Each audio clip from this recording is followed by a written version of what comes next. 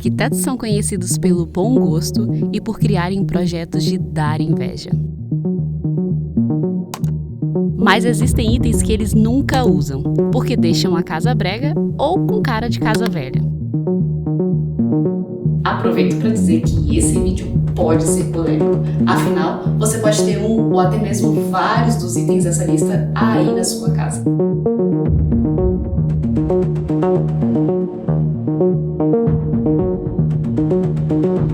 Mas calma que não é nada pessoal, até porque alguns desses itens eu também tenho na minha casa. Afinal, casa de ferreiro espeto de pau. Estudei arquitetura por anos e aprendi como fazer aqueles ambientes dignos de capa de revista. E eu sei quais são os itens que costumam ser odiados pela maioria dos arquitetos.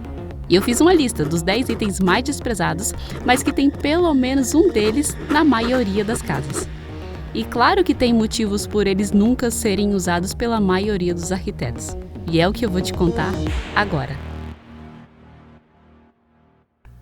Mas é claro que eu não poderia começar esse vídeo com outro item que não seja tão famoso, temido pelos arquitetos, mas tão desejado por muitos, que é o sofá retrátil, com tecido de suede. Ele tem as características que eu julgo serem muito importantes na hora de escolher um sofá. É confortável, espaçoso e costuma ser mais barato. O espaço é tão grande que muita gente diz por aí que não tem um sofá na sala, e sim uma van. Por outro lado, o tecido de suede não é dos melhores, principalmente para quem tem crianças em casa ou animaizinhos de estimação. Tende a sujar, manchar e até estragar mais rápido. Além disso, esse sofá deixa o visual da sala bem pesado por ser enorme e acaba atrapalhando a decoração da sala. Mas eu vou continuar com o meu aqui na minha sala. Afinal, meu marido comprou ele muito antes da gente se casar. E o bichinho ainda está em perfeito estado. E eu também não vou me desfazer desse segundo item, que por sinal, eu também tenho na minha casa, que por ser alugada, eu não tenho nenhuma pretensão de reformar só para sumir com elas, as tão renegadas soleiras. E para você que não reconheceu pelo nome, a soleira é essa pedra de granito ou mármore que marca a transição entre um cômodo e outro. É tipo quando você precisa bater o ponto para marcar o momento que começa ou termina de trabalhar. A soleira também cumpre um papel de marcar o começo e o final, no caso de cada ambiente. E quanto mais antiga é a casa, mais provável que tenha soleira na entrada de cada ambiente. O problema está quando os dois ambientes possuem o mesmo piso. Então, para que dividir? Essa transição faz sentido quando você troca de piso, como quando no corredor o piso é vinílico e no banheiro o piso é um porcelanato. Mas quando do quarto para o corredor tem o mesmo piso, não precisa necessariamente de uma soleira. O recomendado é que faça como fizeram entre a sala e o corredor aqui em casa. É só continuar com o piso, porque assim você terá a sensação de que o ambiente é mais amplo e que sua casa faz parte de um contexto único. E, principalmente, terá uma sensação de menos poluição visual, o que deixa sua casa bem mais atualizada e uniforme. Sempre que um arquiteto encontra esse terceiro item, a primeira coisa que ele pensa é em jogar pela janela. Calma, é só uma brincadeira. Esse item é o tão popular rack com painel de TV, que fica no meio da parede. O bendito do painel normalmente fica perdidinho no meio da parede, não vai até o chão e o pior, morre antes de chegar no teto. Mas as outras versões são muito mais caras. Se a ideia é ter um painel todo de madeira, vou gastar mais material, consequentemente vai ficar mais caro. Mas aí que vem a grande sacada. Você realmente precisa de um painel? Particularmente, eu prefiro aquelas opções de TV na parede branca, que por sinal é o que eu tenho aqui na minha casa. Ou em cima de um móvel para que o fio não fique aparecendo. Fica mais elegante e muitas vezes mais barato.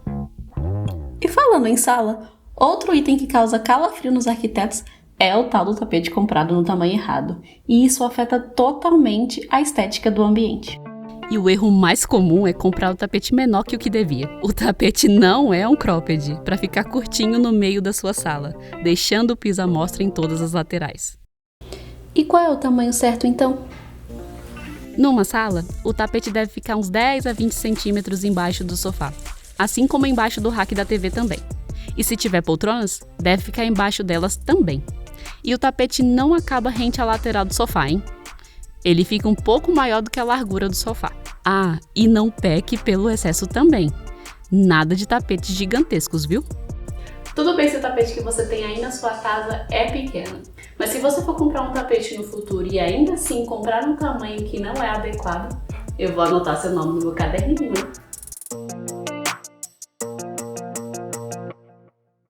Se bem que a maioria dos arquitetos anotariam meu nome no caderninho por um item que eu tenho e amo e que a maioria deles detestam, que é a iluminação branca. Tá. Eu sei.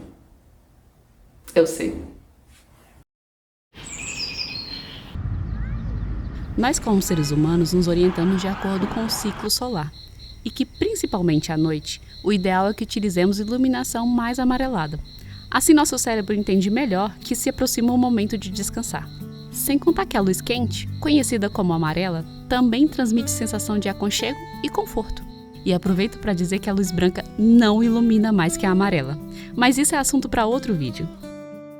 Que me perdoe os meus colegas arquitetos, mas particularmente eu prefiro luz neutra na maior parte da minha casa.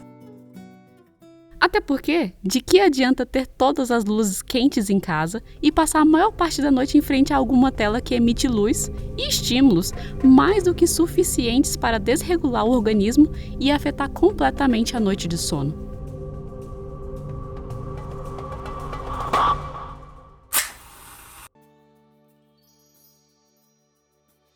Uma técnica que eu gosto e uso na minha casa, principalmente se você também é do time das luzes brancas, é ter pontos de luzes amarelas espalhadas pela casa, como o abajur, arandelas e até mesmo velas.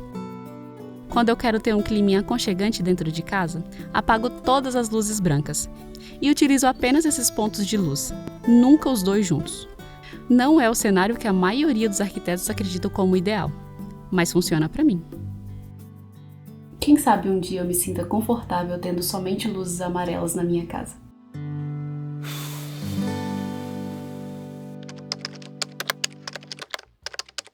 E por falar em iluminação, outro item polêmico é a sanca de gesso, tão amada em décadas passadas e tão renegada hoje em dia.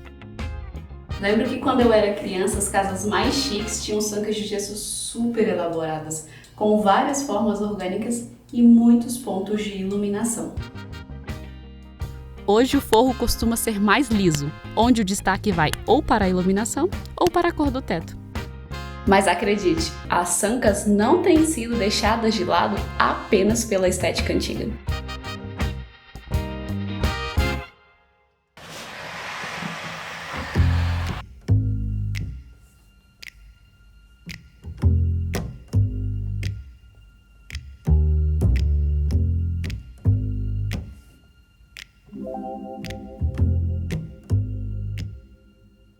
Você já notou que as casas, principalmente os apartamentos mais novos, estão com a altura do piso ao teto cada vez menores? E colocar uma sanca só piora a sensação de que o teto está ainda mais baixo. Às vezes dá uma sensação meio claustrofóbica, né? Ainda bem que claustrofobia eu não tenho, mas a agonia desses revestimentos, isso eu tenho. Talvez você tenha aí na sua casa, e eu juro que não é nada pessoal. Apesar de que talvez eu anote seu nome no meu caderninho. Mas esse tipo de revestimento que imita pedra, tijolinho, grama e tantas outras coisas de forma tão antinatural não deixa sua casa mais bonita, infelizmente.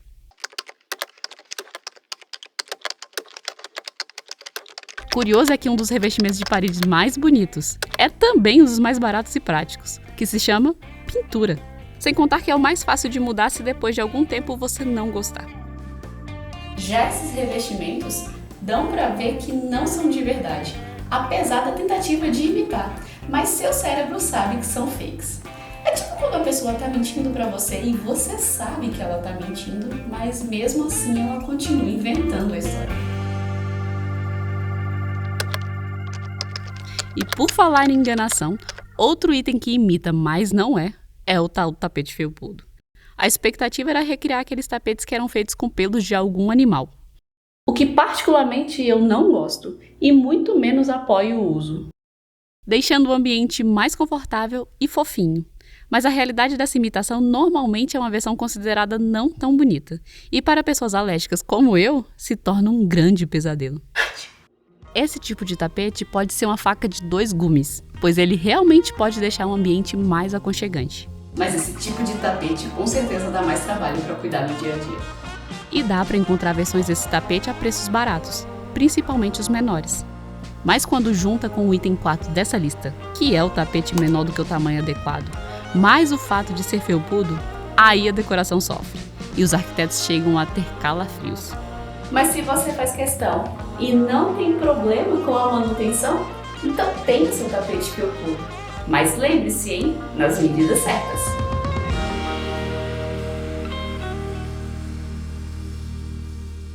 E o penúltimo item dessa lista está super em alta, mas pode ser polêmico para os amantes de tecnologia e de games. Faz o seguinte, fecha os olhos por um segundo e imagina um quarto gamer.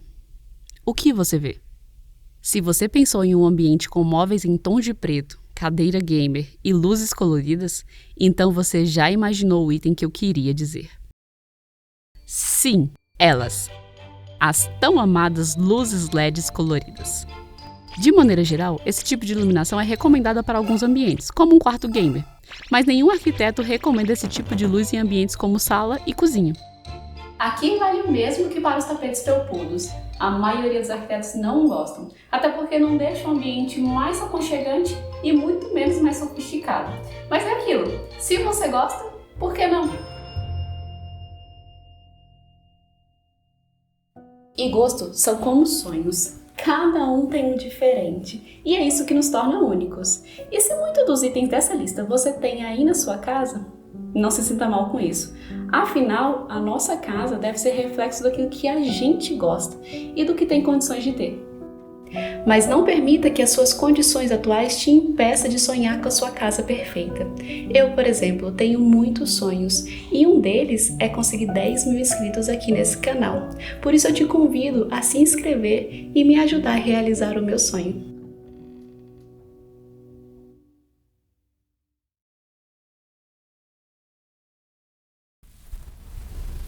Para finalizar, o item que eu já vi muitos arquitetos escolhendo, mas que hoje em dia é pouco utilizado por eles e alguns chegam a odiar. É o tão conhecido porcelanato polido. E só para variar, eu também tenho esse na minha casa. Esse é aquele tipo de porcelanato brilhoso que reflete, sabe? Que é bem liso. Inclusive, esse é um dos maiores problemas. Por ser liso demais, qualquer água que cai no chão tem potencial para causar uma queda. Eu mesma nunca caí. E espero que assim continue. Mas já levei vários escorregões daqueles dignos de desenho animado. E para piorar, principalmente quando o piso é claro, cada fio de cabelo é visto de longe. Então a gente acaba meio que virando escravo da casa, ao tentar manter tudo sempre limpo e não ficar vendo cada sujeirinha. Tá, mas qual é o porcelanato certo então? O que eu recomendo são os acetinados, que possuem menos brilho, mas que não escorregam facilmente e nem mostra cada fio de cabelo que caiu no chão. Mas existem outros tipos de piso que são ótimos, como pisos de madeira ou pisos vinílicos, daí depende do seu gosto. O que acredito é que a casa precisa ser o nosso lugar de tranquilidade, e com o piso polido eu acho que a gente perde um pouco da paz às vezes. E a última coisa que a gente quer é que a nossa casa deixe a gente doente, não é mesmo? Mas ultimamente o tipo de casa que tem sido construída, as que parecem todas iguais e que muita gente acha que parece com clínica, tem levantado uma dúvida. Essa nova versão de arquitetura residencial tem deixado as pessoas doentes, aumentando a ansiedade e a depressão? Mas existe um motivo por trás das críticas a esse estilo de arquitetura que ninguém te conta. Mas eu contei nesse vídeo. Clique aqui e assista agora mesmo.